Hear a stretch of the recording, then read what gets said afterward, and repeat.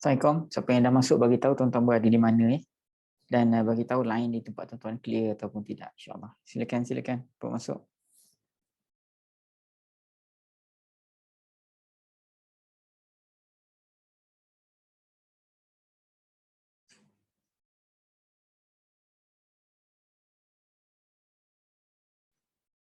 Silakan tuan-tuan, silakan.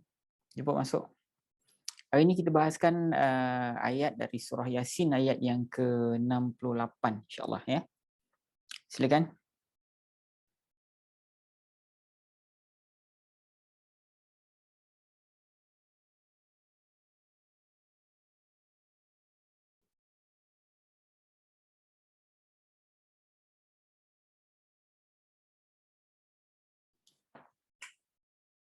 Silakan tuan-tuan, jemput masuk. Siapa yang ada janji dengan sahabat-sahabat WhatsApp group geng-geng surau untuk join kelas kita, boleh masukkan dalam WhatsApp group. Mudah-mudahan share kata kita dah start dan nak start je lagi. Silakan tuan-tuan. Siapa yang belum follow kita punya FB, follow lah ya. Mudah-mudahan tuan-tuan dapat notification setiap kali kita nak bersiaran, insya-Allah. Silakan.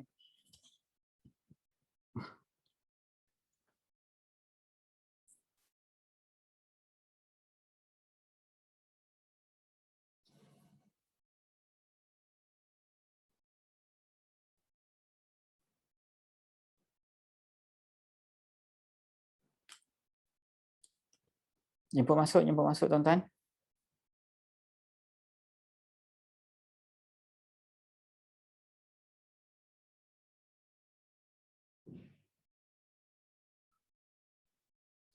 Silakan. Insya-Allah kita akan mulakan sebentar lagi program kita. Kita akan bahaskan ayat yang ke-68 dari surah Yasin. Ayat pendek saja insya-Allah.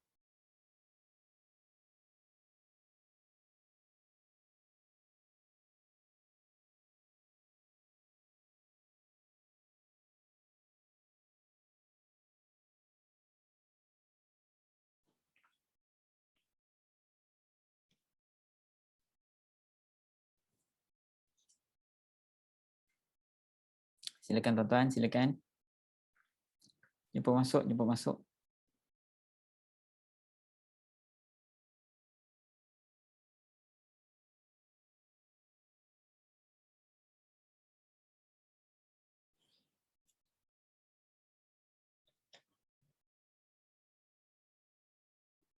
Siapa pelajar baru yang belum follow kita punya FB, silalah follow Pendidikan Bahasa Arab Al-Furqan tu. Siapa yang dapat share daripada kawan-kawan yang belum follow lah. Nanti mudah-mudahan tuan-tuan dapat notification setiap kali kita nak bersiaran. Dan kalau ada sesiapa tuan-tuan yang berjanji dengan WhatsApp group mana-mana geng surau ke geng jiran-jiran untuk join program kita, bolehlah text mereka di WhatsApp insya-Allah ya. So tuan-tuan, insya-Allah kita mulakan majlis kita dengan sama-sama membaca Ummul Kitab. Mudah-mudahan Allah tambah hidayah kita Al-Fatihah. A'udzubillahi minasyaitonirrajim. Bismillahirrahmanirrahim. Alhamdulillahirabbil alamin. Arrahmanirrahim. Maliki yaumiddin. Iyyaka na'budu wa iyyaka nasta'in. Ihdinas siratal mustaqim. Siratal ladzina an'amta 'alaihim ghairil maghdubi 'alaihim waladdallin. Amin. A'udzu billahi minasyaitonir rajim. Bismillahirrahmanirrahim. Alhamdulillahirabbil alamin. Assalatu wassalamu ala asyrafil anbiya'i wal mursalin wa ala alihi wa sahbihi ajma'in. Allahumma arhamna bil Qur'an waj'alhu lana imama wa nura wa huda wa rahmah. Allahumma dzakkirna minhu ma nusina wa 'allimna minhu ma jahilna warzuqna tilawatahu ana al-laili wa atrafan nahar waj'alhu lana hujjatan ya rabbal alamin. Allahumma aftah alaina hikmataka wa anshur alaina min khazaini rahmatika ya arhamar rahimin. Walhamdulillahi rabbil alamin. Bismillahirrahmanirrahim. Rabbi syrah li sadri wa yassir li amri wahlul 'uqdatam min lisani yafqahu qawli. Amma ba'd. Baik tuan-tuan dan puan-puan yang dirahmati Allah sekalian, saya mohon tuan-tuan untuk share kita punya program. Tolong saya share di FB masing-masing tuan-tuan. Mudah-mudahan ramai yang dapat manfaat daripada program kita insya-Allah ya. Baik tuan-tuan dan puan-puan yang dirahmati Allah sekalian, seperti mana yang saya sebut tadi, hari ini kita akan bahaskan ayat yang baru ya. Masih lagi dalam surah Yasin, kita akan habiskan nanti insya-Allah surah Yasin ya. Mudah-mudahan Allah memudahkan kita. Hari ini kita bahaskan ayat yang ke-68 ayat yang ke-68 dari surah Yasin, dan format pengajian kita mudah saja. Ya, saya ulang balik. Yang pertama kita akan baca ayat. Tuan-tuan pun boleh ikut ataupun tuan-tuan boleh semak saja. Dan kalau tuan-tuan yang tak ada kamus ataupun Al-Quran di tangan pun tak apa. Sebab apa tahu? Sebab saya akan share kita punya skrin yang sama dengan tuan-tuan. So tuan-tuan boleh tengok apa yang saya tengok, benda yang sama insya-Allah. Kemudian bila selepas habis kita baca ayat tu, tuan-tuan semak. Dan nanti saya akan terjemahkan ayat tu, make sure tuan-tuan faham semua apa yang diterjemahkan melalui ayat dalam bahasa Arab tu. Biar tuan-tuan tahu apa cerita dia kan.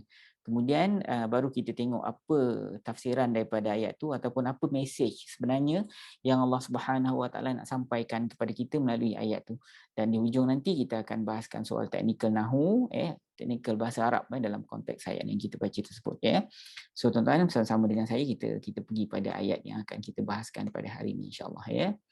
Okey, ayat yang ke-68, ayat yang atas nanti saya besarkan. Sangat memudahkan sebenarnya kita ada teknologi ni kan, tuan-tuan tak payah keluar rumah untuk belajar dan sebagainya kan. Boleh tengok skrin telefon saja kan. Selalu kita tengok benda lain, tapi bila kita gunakan telefon kita untuk belajar Al-Quran dan sebagainya, mudah-mudahan Allah terima itu sebagai apa? Sebagai amal baik daripada kita insya-Allah ya tuan-tuan ya. Baik, saya baca. A'udzubillahi minasyaitonirrajim. Wa man nu'ammirhu nunakkishu fil khalq. Wa man nu'ammirhu nunakkishu fil khalq. Afala ya'qilun. Sadaqallahul azim. Wa man nu'ammirhu nunakkishu fi khalqi, kata Allah. Ya. Wa man nu'ammirhu, dan sesiapa yang kami panjangkan umurnya, nunakkishu fil khalqi, kami kurangkan dia di dalam penciptaan dia. Itu maksud dia tuan-tuan.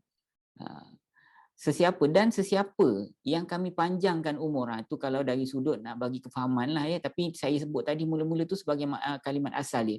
Nu'ammirhu ni kami umurkan dia, sebenarnya kami panjangkan umur dia maksud dia dan sesiapa yang kami umurkan dia ataupun kami panjangkan umur dia, nunakkishu fil khalq. Nunakkis ni kami kembalikan dia, bolehlah kita kata nakasa. Kami kembalikan dia di dalam penciptaan dia. Kami kembalikan dia di dalam penciptaan dia. Maksudnya apa tuan-tuan? Kami kurangkan ataupun kami lemahkan dia di dalam penciptaannya. Ya, dari sudut kefahaman, maksudnya kalau kami panjangkan umur dia, kami kembalikan dia seperti penciptaan dia yang awal dulu. Kami kembalikan dia seperti kanak-kanak tu maksud dia, ya. Afala ya'qilun, apakah mereka tidak berfikir tentang perkara tersebut, tu maksudnya. Apakah mereka tidak berfikir tentang perkara tersebut, tuan-tuan? Dalam konteks saat ini Allah Taala menjelaskan sesuatu yang semua orang nampak, semua orang tengok, semua orang alami. Ya, kalau dia tak alami pun dia tengok ayah dia tengok jiran dia tengok atuk dia alami benda yang sama. Jadi Allah kata kalau kami panjangkan umur dia, kata Allah Subhanahu Wa Taala, kami kurangkan ability ataupun capability dia seperti mana dia masa muda-muda dulu. Kalau dulu dia kuat, dia dah lemah. Kalau dulu mata dia terang, dia dah rabun. Kalau dulu dia kuat, kalau dulu ingatan dia kuat kan, sekarang dia dah nyanyuk contohnya kan. Jadi kami lemahkan ingatan dia. Dulu semua dia boleh buat. Sekarang ni kadang-kadang mungkin tuan-tuan tengok dia nak buang air pun ada orang lain yang akan membantu dia. Jadi maksudnya Allah Taala kata kalau kami umurkan dia, kami panjangkan umur dia, kami akan kurangkan kekuatan dia. Maksudnya itu, kami kembalikan dia seperti mana kejadian dia yang mula-mula kan, masa kita kecil-kecil kita baru lahir, semua kita harapkan orang kan. Ya, kita tak boleh nak buat sendiri semua kan. Jadi bila kita tua pun benda yang sama kita akan alami. Cuma di tengah-tengah itulah Allah Taala bagi kekuatan kepada kita, bagi tenaga, bagi keupayaan kita untuk melakukan sesuatu yang berat masa di tengah-tengah tu. Tapi di permulaan dan di hujung tu Allah Taala akan lemahkan. Kemudian Allah Taala kata tak fikir ke, tak tengok ke, tu maksud dia. Afala ya'qilun. Apakah mereka tidak melihatnya? Apakah mereka tidak memikirkannya? Tu maksud dia. Baik, tuan-tuan fahamkan ayat tu? Wa man nu'ammirhu nunakkishu fi khalqi. Apabila kami panjangkan umur dia, kami kurangkan keupayaan dia dalam kejadian dia, dalam diri dia. Faham itu tuan? Kemudian tidakkah mereka memikirkannya? Kata Allah Ta'ala. Okey, faham? Kalau faham, kita nak masuk dalam hal yang berkaitan dengan sebenarnya apa mesej yang Allah Subhanahu Wa Ta'ala nak sampaikan dalam konteks ini yang boleh kita gali, yang boleh kita ambil, tuan-tuan. Sebenarnya dalam ayat Al-Quran ni walaupun pendek, kadang-kadang dalam ayat tu ada 3 patah perkataan. Dalam ayat tau, bukan dalam rangkap. Ayat tu pendek, ada 1 nombor ayat, ada 3 kalimat, kadang ada 4 kalimat, kadang ada 5 kalimat. Pendek je tuan. Tapi sebenarnya kalau kita gali, ada 1001 macam, 1001 apa kita panggil ibrah yang kita boleh ambil melalui ayat tersebut. Okey, dalam konteks ayat ni bila kita tengok dari awal tuan-tuan, apa yang saya nampak ialah Allah Subhanahu Wa Taala nak membuktikan kekuasaan dia. Allah Subhanahu Wa Taala nak tunjukkan kepada manusia bahawasanya betapa dia berkuasa untuk memaksa manusia mengikut kehendak dia. Jadi Allah Subhanahu Wa Taala ni nak buktikan kekuasaan dia ke atas manusia. Maksudnya apa? Maksudnya ialah tak ada manusia yang boleh melanggar peraturan yang Allah Subhanahu Wa Taala dah buat ni. Ada peraturan yang manusia langgar tuan-tuan, yang boleh dilanggar. Tapi ada peraturan yang manusia tak boleh langgar yang ditetapkan oleh Allah Azza wa Jalla. Itu ialah ketetapan alami yang dibuat oleh Allah Subhanahu Wa Taala kepada setiap manusia. Yang mana kejadian manusia tu daripada mula kemudian terus sampai tua sampai dia mati. Jadi itu adalah ketetapan dari Allah Azza wa Jalla yang semua manusia akan lalui perkara yang sama. Dan itu tidak boleh dilanggar tuan-tuan. Itu tidak boleh apa kita panggil mengelak dari perkara tersebut. Walau sehebat mana pun manusia, dia pasti akan tewas dengan hukum alam yang telah Allah Subhanahu Wa Taala takdirkan. Semua manusia lahir dalam keadaan lemah dan tidak berdaya. Betul tak tuan? Semua manusia lahir. Ada tak di kalangan tuan-tuan yang keluar-keluar je daripada perut mak kita dah terus boleh berlari ataupun dah boleh terus pergi angkat air, dah boleh terus pergi buat bisnes? Tak ada tuan-tuan. Tak boleh. Kalaupun dia boleh lakukan sesuatu pada bayi tersebut, mak bapak dia lah yang lakukan. Betul tuan-tuan? Ada tak orang lari-lari terus jadi terror? Tak ada kan? Jadi maknanya itu adalah satu takdir yang telah Allah Subhanahu Wa Taala tetapkan dan tidak boleh disangkal dan tidak boleh apa kita panggil tidak boleh nak dielak daripada setiap manusia. Semua manusia akan lalui benda yang sama. Di awal kejadian semua orang akan lemah. Semua orang akan lemah kan. Jadi di penutup usia juga Allah Subhanahu Wa Taala takdirkan mereka akan lemah dan tidak berdaya semula. Wa man nu'ammirhu nunakkishu fi khalqi. Sesiapa yang kami umurkan dia, kami panjangkan umur dia, kami beri dia umur yang lebih, nunakkishu fil khalqi kata Allah. Dan Allah Taala akan kurangkan keupayaan dia dalam penciptaan dia. Dulu kuat, kemudian dia akan di hujung tu nanti dia akan lemah. Jadi itu adalah kita sebut sebagai undang-undang yang telah Allah tetapkan kepada sekalian makhluk dan tak ada siapa pun yang boleh menyalahinya tuan-tuan. Kalaupun boleh dalam apa kita panggil skop yang terbatas, kita boleh melambatkan penuaan contohnya kan, kita boleh melakukan riadah tertentu kan, tapi walau macam mana pun tuan-tuan, kita memang tak mampu nak lawan umat-umat yang telah dijadikan sebelum ni. Umat-umat yang sebelum daripada Rasulullah SAW, kita tengok 3,000 4,000 tahun dahulu bagaimana Allah menceritakan ada para nabi yang hidup sampai 1,000 tahun, ada nabi-nabi yang boleh hidup sampai 900 tahun kalau kita tengok dalam hadis-hadis, dan ada yang disebut dalam Al-Quran, contohnya Nabi Nuh tuan-tuan kan. Lama Nabi Nuh tu hidup. Jadi Nabi Nuh itu dia hidup pada waktu itu dengan umur yang sebegitu, jadi orang-orang pada zaman itu lebih kurang macam Nabi Nuh juga. Macam tu maksud dia. Dia tak akan bangkitkan seorang nabi yang nabi itu bukan di kalangan manusia yang ada pada tempat tersebut. Itu maksud dia tuan-tuan. Jadi kita hari ni ada ke orang yang boleh hidup lebih daripada 200 tahun? Saya rasa tak ada. Kalau ada pun kita tak tahulah, benda gharib tuan-tuan kan.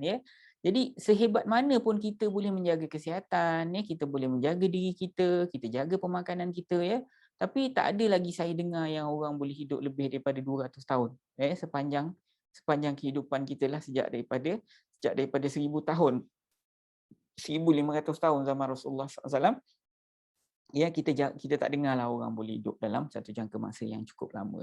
Jadi apa yang saya nak sebut dekat sini ialah undang-undang yang telah ditetapkan oleh Allah Subhanahu Wa Taala kepada manusia ialah mula-mula dia kecil, dia lahir kan, kemudian dia kuat dan kemudian tua dia akan lemah, tuan-tuan. Okey, sekarang ni bila Allah Subhanahu Wa Taala menjelaskan tentang perkara tersebut, sebenarnya apa yang Allah Taala nak kepada kita? Apa yang Allah Taala nak suruh kita jaga? Maksudnya ialah Allah Subhanahu Wa Taala nak bagi tahu kita jangan buang masa. Jangan sia-siakan masa Allah Subhanahu Wa Taala beri. Sebab nanti sampai masa kamu akan lemah. Jadi waktu itu bila kamu dah lemah, banyak perkara yang terhad untuk kamu lakukan. Jadi jangan buang masa lah, kan Allah Taala kata kalau kami panjangkan umur kamu, ya, jadi kamu akan dilemahkan sampai masa nanti kamu akan lemah. Jadi maksudnya apa? Maksudnya jangan buang masa lah. Sementara kita ada kekuatan, kita buat amal sebaik mungkin.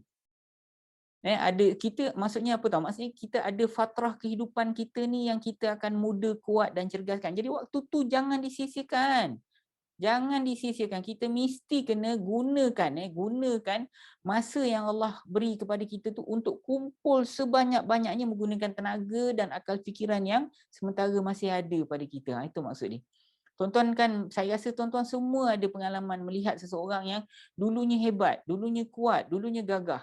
Dulunya kaya, dulunya memang dikenali sebagai orang yang berupaya untuk melakukan apa yang dia suka, tuan-tuan ya. Tapi tuan-tuan tengok macam mana dia, yalah macam kata masa dia hebat tu kita masih kecil-kecil kan. Tapi bila kita semakin menginjak dewasa, bila kita dah tua, jadi kita tengok orang yang dulu kuat itu dia dah kadang-kadang nak jalan pun dah tak larat, tuan-tuan. Nak jalan pun tak larat, kadang-kadang nak makan sendiri pun tak larat. Duduk kadang-kadang berzikir seorang-seorang, itu kalau alhamdulillah yang suka berzikir, tuan. Tapi kalau yang dulunya dia lupa kepada Allah, dia tua pun dia dalam keadaan itu, sedih kita tengok. Dulu dia begitu kuat dan akhirnya dia akan jadi lemah. Jadi Allah Taala nak sampai mesej ialah semasa kita masih ada kekuatan yang Allah Taala pinjamkan kepada kita, kita jangan buang masa. Kumpulkan pahala sebanyak-banyaknya untuk dengan menggunakan tenaga dan akal fikiran dan harta benda yang masih ada pada tangan kita, tuan-tuan. Kita cari harta untuk akhirat, kita cari pahala sebanyak-banyaknya untuk kita bahagia di akhirat. Kita dunia ni sekejap je kan. Jadi gunakan waktu itu untuk kita berbakti kepada Allah Subhanahu Wa Taala banyak-banyak. Allah Taala sebut apa? Wabtaghi fima atakallahu darul akhirah, kan. Cari, kejar, tuntutlah kata Allah Taala apa yang telah Allah Subhanahu Wa Taala kurniakan kepada kamu dari sudut meraih sesuatu di hari akhirat. Wabtaghi fima atakallahu darul akhirah. Raihlah, tuntutlah, kejarlah apa yang telah Allah kurniakan kepada kamu daripada hari akhirat. Kita belum akhirat, tapi Allah Taala kata kamu ni di dunia kan, kamu raih sebanyak-banyaknya bahagian kamu di akhirat. Maksudnya apa, tuan-tuan? Apa saja yang kita lakukan, kita kena kaitkan dengan kehidupan kita di akhirat. Walaupun nampak macam kita makan kan, tapi makan boleh menjadi pahala. Itu maknanya akhirat lah. Kita boleh beriadah kan. Jadi riadah kita boleh kita jadikan akhirat. Tuan-tuan pergi berkelah dekat tepi sungai pun boleh dijadikan sebagai pahala menuju kepada hari-hari akhirat. Contoh yang mudah ialah kalau tuan-tuan bawa keluarga untuk bahagiakan isteri, bahagiakan anak-anak kan. Tak marah-marah, seronok-seronok dekat. Maknanya itu tuan-tuan boleh raih pahala daripada piknik yang tuan-tuan pergi bersama keluarga. Betul kan, tuan? Yang ini sebenarnya saya tak payah sebut pun tuan-tuan pun tahu. Jadi ada amal ibadat yang khusus yang memang tuan-tuan boleh dapat pahala dari melakukan perkara tersebut. Contohnya solat, puasa, zikir dan sebagainya kan. Tapi ada amalan umum yang tuan-tuan lakukan tapi masih boleh mendapat pahala daripada akhirat. Kadang-kadang lebih banyak, tuan-tuan. Kadang-kadang pahala tersebut lebih banyak. Contohnya apa? Contohnya tuan-tuan membantu seseorang yang betul-betul berada dalam kesusahan. Tuan-tuan bantu ibu bapa, tuan-tuan, contohnya kan. Berapa besar pahalanya kalau tuan-tuan membantu ibu bapa. Itu bukan benda akhirat kalau tuan-tuan tengok secara zahir. Tuan-tuan belikan makanan, tuan-tuan bagi duit, tuan-tuan bawa dia keluar, senangkan hati, sembang, tak ada masalah kan. Jadi bila tuan-tuan sembang dan buat perkara tersebut nampak macam perkara dunia, tapi sebenarnya perkara dunia itu akan dibawa oleh Allah Subhanahu Wa Taala di hari akhirat untuk memberi pahala yang banyak kepada tuan-tuan. Ataupun tuan-tuan keluarkan duit dan sebagainya. Itu benda dunia, tuan-tuan. Itu benda dunia. Dan bila tuan-tuan keluarkan duit tersebut, orang yang menerima itu akan gunakan duit itu untuk makan, kan, untuk beli sesuatu keperluan sekolah, keperluan kehidupan. Itu sebenarnya benda dunia. Tapi benda dunia yang boleh tuan-tuan bawa pada hari akhirat. Bila tuan-tuan nak buat benda tu, kehidupan tuan-tuan selepas mati, tak ada. Kita ni berada di fatrah kehidupan dunia, masa inilah kita nak kumpul kita nak kumpul sebanyak-banyaknya pahala untuk hari akhirat. Tuan-tuan tahu macam tu kan? Masa kita ada di alam tulang belakang dulu, tuan-tuan nak kumpul pahala macam mana? Betul ke tidak? Ya, kemudian tuan-tuan dilahirkan, hari inilah masa dia. Ya, kemudian bila kita mati, alam kubur masa tu dah tak ada peluang dah untuk tuan-tuan kumpul pahala. Betul kan? Kemudian tuan-tuan pergi ke alam di padang mahsyar, tuan-tuan, di alam yang lain, tak ada masa, tuan-tuan. Di situ bukan masanya tuan-tuan nak kumpul pahala, tuan-tuan. Sedangkan itu sebenarnya satu jangka masa yang lama. Kita berada di alam sulbi, tak tahu berapa panjang masa kita tak tahu sebelum kita dilahirkan. Betul tak, tuan-tuan? Kalau kita kira daripada zaman Nabi Adam sampai kepada hari kita lahir tu, berapa lama kita berada dekat alam sulbi, tuan-tuan? Kemudian kita hidup kat atas dunia, katalah kita hidup 70 tahun ke 80 tahun ke 60 tahun, itulah waktu tu tuan-tuan guna. Dan 60 tahun, 70 tahun yang tuan-tuan gunakan tu bukan daripada lahir-lahir tuan-tuan telah diwajibkan untuk beramal ibadat. Lepas kita balik kan. Jadi daripada 70 tahun kita hidup, tolak 15 tahun, kita tinggal berapa, tuan-tuan? Tinggal 55 tahun. Waktu itulah yang kita rasakan, waktu yang kita boleh beramal ibadat kan. Lepas tu kita tolak suku ataupun separuh untuk kita tidur. Pendek tuan-tuan sebenarnya tau. Lepas tu kita berada di alam barzah, kita mati kan, tak tahu berapa lama pula kita nak tunggu hari kiamat. Betul kan? Lepas tu bila kita pindah ke alam di padang mahsyar, kita tak tahu berapa ratus tahun kita ada kat situ, tuan-tuan. Betul ke tidak? Ya, selepas habis di padang mahsyar tu, barulah kita pergi kepada alam yang terakhir. Di situlah yang nak menentukan. Situ kita akan berada selama-lamanya, tuan-tuan. Walaupun kita berada di neraka, bukan kita lah. Walaupun seseorang tu berada di neraka, dia akan duduk selama-lamanya. Kalau di syurga, insya-Allah kita masuk amal-amal, kita pun duduk selama-lamanya. Jadi kita cuma ada lebih kurang 50 tahun, 40 tahun itu saja untuk kita beramal ibadat, tuan-tuan. Dan itu tidak boleh disangkal oleh sesiapa pun. Betul ke tidak? Jadi dalam masa 50 tahun ataupun 40 tahun tu yang Allah Ta'ala bagi time tu, waktu tu kita kena gunakan sebaik mungkin.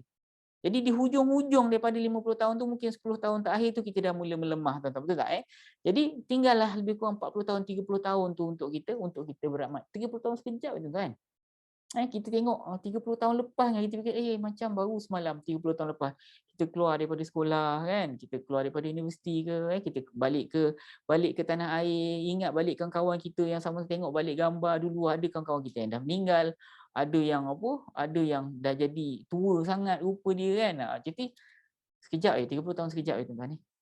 Itulah waktu yang Allah Taala nak kita generate kita punya tenaga ni untuk kumpul sebanyak-banyaknya pahala, tuan-tuan, dan lahirkan zuriat banyak-banyak atau semampu kita ataupun yang Allah Taala takdirkan kita untuk jadi pelapis kita untuk menjadi hamba-hamba yang taat. Kemudian berjihad di jalan Allah. Kalau macam dekat tempat kita ni, tak bolehlah kita angkat senjata, tak sesuai untuk kita berjihad dengan senjata. Kita bolehlah berjihad dengan cara lain, ataupun sekurang-kurangnya kita, mana sahabat-sahabat kita di negara-negara lain yang sedang berjihad tu, kita cari jalan untuk bantu mereka. Kalaupun tidak dengan mengangkat senjata, kalau ada yang kesusahan dari sudut memerlukan pakaian musim sejuk ke apa kan, makanan, bantulah, tuan-tuan. Ataupun di tempat-tempat lain Allah Taala suruh kita berperang di jalan Allah. Itu kalau dalam keadaan sesuai. Ayat ni sesuai untuk semua tempat kan. Mungkin yang perkara berjihad dengan senjata tu tak sesuai ni, tapi sesuai di tempat lain contohnya kan. Allah Taala kata tujahidu fi sabilillah bi amwalikum wa anfusikum kan. Berjihad di jalan Allah dengan harta kamu, ataupun dengan diri kamu sendiri. Jadi berjihad di jalan Allah tu ada beberapa cara yang dianjurkan oleh Allah. Tentulah perbezaan dari sudut penerimaan dan pahala tu berbeza, tapi boleh kita berjihad dengan cara yang lain walaupun bukan dengan mengangkat senjata. Bantu orang lain dengan tenaga yang Allah Taala masih kurniakan kepada kita ni, tuan-tuan, sampai masa kita akan tua. Okey, tua nak buat apa? Tak payah buat apa-apa ke? Tak, kita masih boleh meraih pahala, tuan-tuan. Kalau kita dah tua, raihlah pahala sebanyak-banyaknya, tapi bukanlah dengan menggunakan tenaga lagi. Jadi di sinilah kita boleh gunakan harta yang masih tersisa kita ada kan. Jadi raihlah pahala ataupun kita duduk di atas sejadah contohnya kan. Kita rajin solat malam, kita pun dah tak perlu makan banyak kan. Kita dah tua, jadi kita puasa selalu-selalu. Kalau kita mampu, puasalah puasalah yang paling Allah Taala suka, puasa Nabi Daud contohnya kan. Kalau kita mampu. Tak ada pun kita puasalah puasa yang Isnin Khamis berserta dengan Ayyamil Bid kata Rasulullah kan. Jadi puasa banyak-banyak sebab kita dah tak perlu makan banyak. Lepas tu malam-malam kita boleh berjaga lebih lama sebab kita dah tua ni, kita tak perlu nak tidur macam orang muda lagi So Allah Subhanahu Wa Taala nak kita renungkan tentang kejadian Allah tersebut, tentang kejadian diri kita, bagaimana Allah Taala menjadikan kita kan. Tak ada siapa pun yang kekal. Tak ada siapa pun yang kekal hidup dan tak ada siapa pun yang kekal kuat, itu maksud dia. Ya, kita tak mampu nak beli masa tuan-tuan ni. Kalau orang dah tua banyak duit kan, boleh tak aku beli masa 10 tahun? Tak ada. Tak ada orang nak jual masa dia. Ya, rugi orang-orang yang sia-siakan masa dia tuan-tuan. Allah Ta'ala sebut apa? Wal asr innal insana lafi khusr. Demi masa, Allah Ta'ala bersumpah atas nama masa, kemudian sesungguhnya manusia tu semua dalam kerugian, kata Allah Subhanahu Wa Ta'ala. Semua dalam kerugian. Illal ladzina amanu wa amilus solihat. Kan? Kecuali orang yang beramal beramal dengan amalan yang soleh. Ya, illal ladzina amanu, beriman dan beramal dengan amalan yang soleh. Ya, walau sekaya mana pun kita tuan-tuan, kita miskin ke kita kaya, orang yang paling kaya dalam dunia dan orang yang paling miskin dalam dunia tuan-tuan, satu hari dia ada 24 jam ni. Kalau orang kaya ada lebih masa tak ada. Tak ada. Dia kaya macam mana pun, dia miskin macam mana pun, dia tetap satu hari ada 24 jam juga. Saya ke, tuan-tuan ke, orang jiran sebelah ke, orang kampung ke, orang bandar ke, orang Amerika ke, orang mana ke, tetap kita ada 24 jam saja ya. Dan amalan kita ni memang kita tak boleh nak upah orang lain untuk melakukannya. Kalau kita tinggal solat, kita tinggal puasa wajib, solat wajib kita kan, kitalah yang akan tanggung akibatnya tuan-tuan ya. So bila kita semakin tua, pasti kita akan bahagia. Kalau sekiranya kita tahu masa muda kita dah habiskan masa untuk belajar kan. Kemudian bila kita balik, kita habiskan masa untuk bantu orang, kita habiskan masa untuk apa? Untuk pemudahkan urusan orang pemudahkan orang untuk memahami pengajian agama ataupun pelajaran-pelajaran yang lain. Jadi kita tahu kita tak lakukan maksiat yang besar, dan kalau kita lakukan maksiat pun kita cepat-cepat kembali kepada Allah. Jadi kita tahu history kita sendiri yang tahu, orang tak tahu kan. Jadi kalau orang yang dia tahu dulu dia tak banyak buat masalah dengan Allah Subhanahu Wa Taala, jadi sebenarnya dia akan rasa lebih tenang, bukan lebih tenang dan di sini tuan-tuan ada satu masalah saya nak sebut pada tuan-tuan ini ulama khilaf tuan-tuan. Ulama berkhilaf tentang siapa yang lebih utama di sisi Allah Subhanahu Wa Taala. Adakah orang ni baik, tak buat salah, ataupun orang ini yang pernah buat salah kemudian dikembali kepada Allah? Siapa yang lebih utama? Siapa yang lebih banyak meraih pahala tuan-tuan? Sebab tuan-tuan, kalau orang ni memang baik, dia tak buat salah apa-apa dengan Allah Subhanahu Wa Taala kan. Jadi bila dia bersama-sama dengan Allah Taala, dia duduk, dia doa pada Allah Taala, dia susah nak keluar air mata tuan-tuan. Dia tahu dia tak pernah buat salah yang besar-besar kan. Dia tahu Allah Taala tu kesalahan bukan kesalahan yang dimurkai oleh Allah Subhanahu Wa Taala tu dengan murka yang besar contohnya kan. Jadi bila dia berdoa, ya Allah ampunkanlah dosa aku kan, dia tak sama tuan-tuan dengan orang yang pernah berzina, orang yang pernah minum arak, orang yang pernah buat salah pada orang yang dulu kaki pukul macam tu kan. Jadi bila dia kembali kepada Allah Subhanahu Wa Taala, dia doa, ya Allah ampunlah dosa aku, ya Allah aku banyak dosa. Dia apa dia punya air mata tu tuan-tuan akan keluar sebab apa? Dia tahu dosa-dosa yang dia pernah lakukan. Jadi berbanding orang yang kedua ni dengan orang yang pertama tadi, siapa yang lebih utama di sisi Allah Subhanahu Wa Taala? Ulama khilaf tentang perkara tersebut tuan-tuan. Siapa yang lebih utama? Ya, ulama berkhilaf tuan-tuan. Sebab Allah Taala kalau tuan-tuan minta pengampunan, Allah ampun tak dosa? Tentulah Allah Subhanahu Wa Taala dijanji diampunkan dosa kita, betul tak? Berbanding dengan orang yang tak pernah buat salah, jadi dia mohon ampun juga, betul tak? Tapi siapa sebenarnya yang lebih utama di sisi Allah Subhanahu Wa Taala? Tuan-tuan, siapa yang khilaf? Bukanlah saya nak suruh tuan-tuan buat salah pula, tidak. Tapi keutamaan itu masih lagi menjadi perbahasan para ulama, tuan-tuan. Jadi kalau dulu kita pernah buat salah, jangan risau tuan-tuan, Allah ada ke atas untuk ampunkan kita. Faham ke tidak? Dan tuan-tuan yang tak pernah buat salah besar-besar, tak pernah buat dosa besar-besar, tuan-tuan maintain dalam keadaan itu. Mudah-mudahan tuan-tuan yang menjadi lebih utama daripada orang yang buat salah kemudian dia bertaubat. Tapi walau macam mana pun saya sebut tadi, dia masih ada khilaf. Siapa yang lebih utama di sisi Allah Subhanahu Wa Taala. So orang yang dulu dia tahu dia tak banyak buat masalah dengan Allah Taala, jadi dia tua ni dia akan lebih selesa sedikit. Dia akan lebih selesa. Kalau tuan-tuan nak tahu, banyak sahabat-sahabat Rasulullah SAW ataupun di Arab Saudi, saya dengar ramai orang yang cerita bahawa ada ustaz-ustaz yang cerita bahawasanya ramai orang tua-tua kat sana yang umur 90, umur 100 tahun tapi masih sihat. Kadang-kadang masih boleh driving. Sebab apa tahu? Sebab Allah Ta'ala berkatkan umur dia, berkatkan kehidupan dia, beri dia kesihatan walaupun sampai dia tua. Sebab apa? Sebab dia kurang buat masalah dengan Allah Ta'ala. Allah Ta'ala bagi dia kehidupan yang lebih selesa walaupun sampai tua. Itu biasanya tuan-tuan. Itu kita boleh tengok di tempat lain lah. Tempat kita pun ada juga tapi di Arab Saudi itu lebih ramai yang macam tu kan. Okey. Kalau orang-orang yang dulu banyak buat salah, dia akan menyesal, tuan. Dia akan menyesal, dia akan mohon banyak kepada Allah Subhanahu Wa Taala, dan dia akan lebih khusyuk untuk berbakti kepada Allah Subhanahu Wa Taala sebab dosa-dosa yang dia pernah lakukan. Dua-dua ni ada kelebihan dan ada kebaikan dia lah, tuan-tuan. Dari segi keutamaan. Sebab apa? Orang yang macam saya sebut tadi, orang yang apa? Orang yang banyak buat salah ni dia akan lebih khusyuk bila dia mohon ampun dan bertaubat kepada Allah Subhanahu Wa Taala. Dan tuan-tuan, apa ya?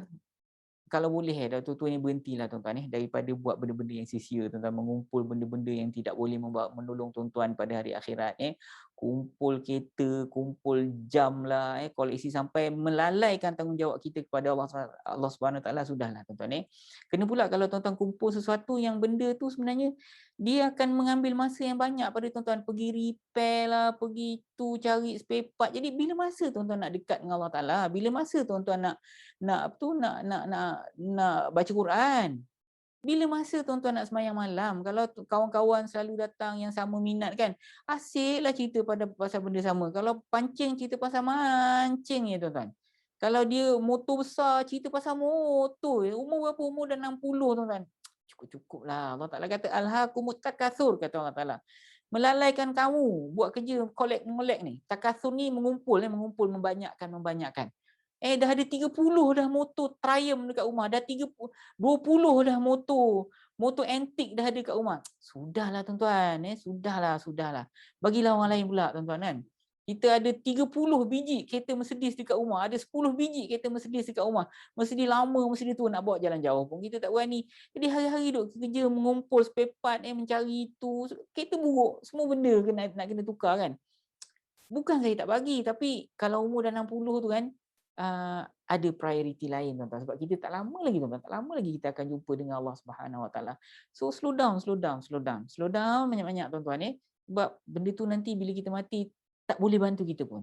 Dia tak boleh bantu kita pun. Kecuali kalau tuan-tuan guna benda tu untuk niaga, untuk duit, untuk keluarga, tak apalah. Memang ada orang yang kumpul, collect, kemudian jual.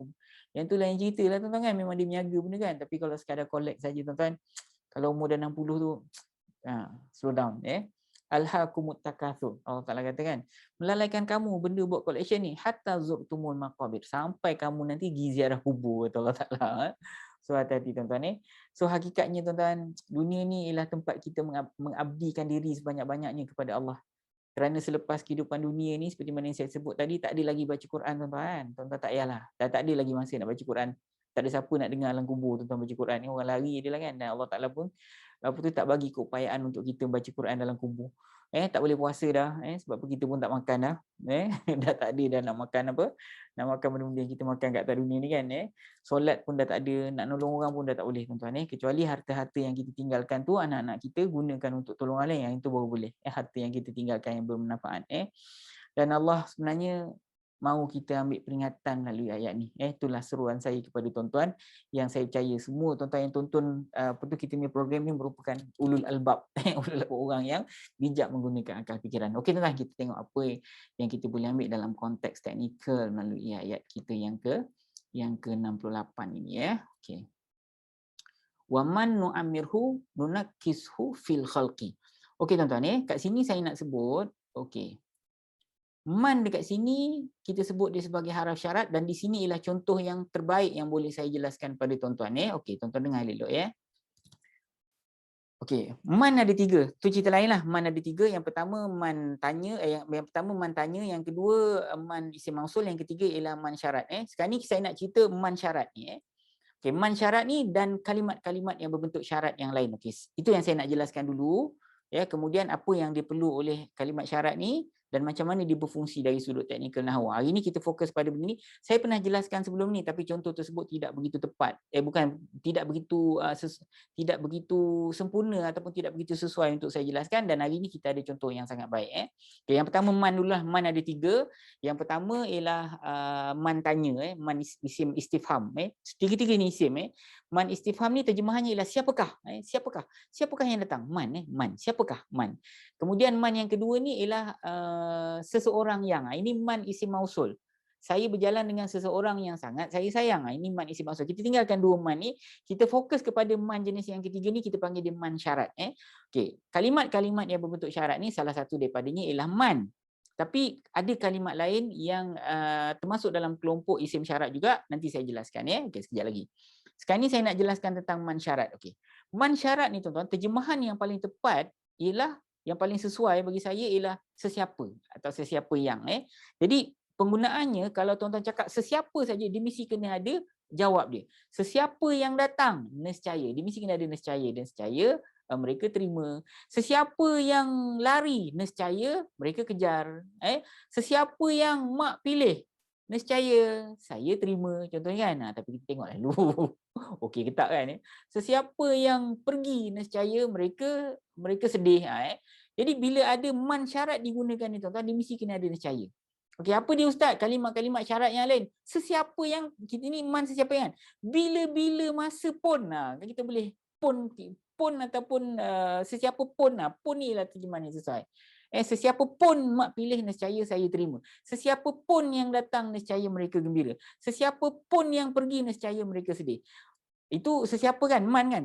Bila pun awak datang nescaya mereka terima. Berapa pun ni berapa pun awak minta nescaya mereka beri.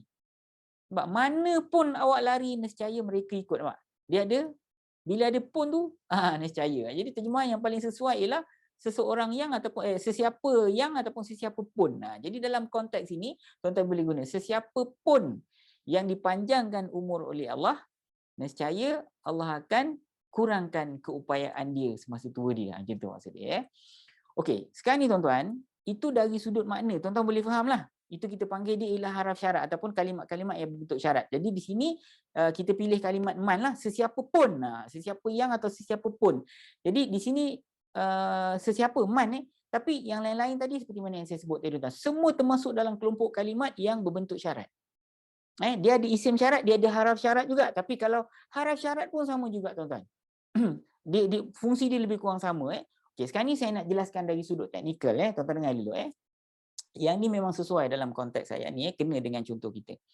Okey, sekarang ni kalau sekiranya tuan-tuan tengok fa'il mudhari' yang digunakan selepas sesiapa pun. Kemudian ada fa'il mudhari', sesiapa pun dia datang, nescaya mereka. Dia datang fa'il mudhari' kan. Jadi fa'il mudhari' biasanya ujung dia baris depan tuan-tuan. Pangkat dia marfu' Tapi kalau fa'il mudhari' tiba-tiba tuan-tuan tengok ujung dia mati. Jadi biasanya itu disebabkan oleh ada unsur syarat dan jawab. Okey, kita tengok dalam ayat ni tuan-tuan. Tuan-tuan akan nampak perkara tersebut tahu. Sekarang ni selepas daripada kalimat man ini, tuan-tuan nampak nu'ammir, nampak? Nu'ammir. Dia sebenarnya bukan nu'ammir, asal dia nu'ammiru. Nu'ammiru. Okey, kenapa pula ustaz? Fa'il mudhari' kan asalnya marfu' baris depan. Kenapa dekat sini dibaca dengan baris mati? Jawapannya kerana sebelumnya ada kalimat yang berbentuk syarat sesiapa yang. Ini kita akan belajar pada peringkat yang ketiga tuan-tuan pada peringkat yang ketiga tuan-tuan tengok ya. Fa'il mana fa'il? Ni fa'il kan. Asal fa'il mudhari' tuan-tuan. Tuan-tuan tengok ni diagram nombor 5 Sebentar. Fa'il mudhari' diagram nombor 5 tuan-tuan tengok tahu. Okey, kalimat perbuatan dia ada dua arrow. Dia ada dua arrow. Ini fa'il yang mabni, fa'il mabni, fa'il madhi, fa'il amar, nampak? Satu nombor 2 kan. Fa'il yang mu'rab hanya fa'il mudhari' saja tuan-tuan. Hanya fa'il mudhari' saja So fa'il mudhari' ni dia boleh berubah kepada 3 jenis perubahan. Tuan-tuan boleh baca tadi nu'ammir kan. Dia boleh baca, dia asal dia nu'ammiru. Tapi tuan-tuan boleh baca nu'ammira, tuan-tuan boleh baca nu'ammir. Okey, bila masa ustaz? Ustaz kata asalnya marfu'. Yes, asal dia marfu'. Dia boleh baca dengan nu'ammira kalau sebelumnya ada kalimat-kalimat ni. Nampak ni? Ini kita panggil haraf baris atas ataupun haraf yang membaris ataskan fi'il mudhari' itu maksud dia. Okey, ini yang kita jumpa sekarang ni tuan-tuan, fi'il mudhari' dia akan jadi baris mati nu'ammir. Bila? Semasa dia telah dijazamkan ataupun semasa dia telah sebelumnya ada kalimat yang menjazamkan dia. So antara kalimat yang menjazamkan dia ialah kalimat-kalimat syarat tadi itulah. Jadi sebab tu kalau tuan-tuan tengok kalimat nu'ammir itu dia berbaris mati, sebentar ya. Dia berbaris mati disebabkan oleh disebabkan oleh kalimat isim syarat yang ada di sebelumnya. Dan sesiapa yang dipanjangkan umurnya nescaya kami kembalikan. Siapa yang kami berikan umur panjang kepadanya, nescaya kami kembalikan dia apa tu dalam pada penciptaannya yang awal, atau kami lemahkan dia seperti mana dia masa mula-mula lahir, itu maksud dia. Jadi tuan-tuan, yang jadi syarat pun kena mati, yang menjadi jawabnya pun kena mati juga. Faham tak tuan-tuan? Sesiapa yang kami panjangkan umur ni, nu'amiru ni dia punya, nu'amir ini dia punya syarat, nunakis ni dia punya jawab. Dia asal nunakis ni bunyi dia macam ni tahu. Ni baris depan asal dia. Nunakisu. Nunakisu asal dia. Kenapa ustaz baca nunakisu? Sebab ni fi'il mudhari'. Fi'il mudhari' memang asal-asal dia kena baris depan. Kalau ditanya, okey ustaz, kenapa kat sini baris mati? Sebab kalimat fi'il mudhari' ini menjadi jawab. Mana syarat dia? Ni syarat dia. Ni haraf syarat yang digunakan, tapi haraf jawab tidak digunakan sini, so tak ada problem. Yang penting kita tahu ini adalah merupakan jawab. Ya. So hu ialah kalimat isim, dia ialah isim ganti nama diri. Hu ni pun kalimat isim ganti nama diri. Fi ni ialah kalimat haraf, iaitu harfu jar. Al-khalqi ni dia baris bawah disebabkan oleh haraf jar ni. Jar maknanya baris bawah. Kita panggil ni haraf jar kerana kerja dia menjarkan kalimat selepas dia. Apa makna jar? Membaris bawahkan, tu maksud dia. Afala ta'qilun ada 3 kalimat. A ni ialah kalimat haraf tanya. Fa ni haraf penyambung cerita, ataf. La ni haraf nafi, tidak. Ya'qiluna ni ialah fi'il mudhari'. Mereka berfikir. Tidakkah mereka berfikir? So, ya'qiluna fi'il mudhari'. Ya, fi'il mudhari' dalam ganti nama diri di kalam ni mereka. So, mereka rujuk pada siapa? Masa ayat ni turun, dia rujuk kepada orang-orang, dia rujuk kepada orang-orang kafir Quraisy. Allah suruh kafir Quraisy itu berfikir tentang perkara tersebut. So tuan-tuan, saya nak tanya tuan-tuan dah share ke belum program kita ni? Tolong share di FB masing-masing. Klik share je, satu klik je, bukan susah pun. So mudah-mudahan ada sahabat-sahabat tuan-tuan yang boleh dapat hidayah ke, yang boleh dapat pengajaran sikit daripada program kita. So apa ni, mudah-mudahan bolehlah kita share sikit-sikit, seorang sikit pahala kalau ada kan. So mudah-mudahan Allah berkati kita, rahmati kita. Dan kalau tuan-tuan belum follow kita punya FB, follow lah. Dan apa kita panggil, dan kalau tuan-tuan ada kesempatan untuk ajak sahabat-sahabat lain join program kita, cara dia ialah dengan klik share. So terima kasih atas perhatian, dan insya-Allah nanti kita jumpa di lain kesempatan. Assalamualaikum warahmatullahi wabarakatuh.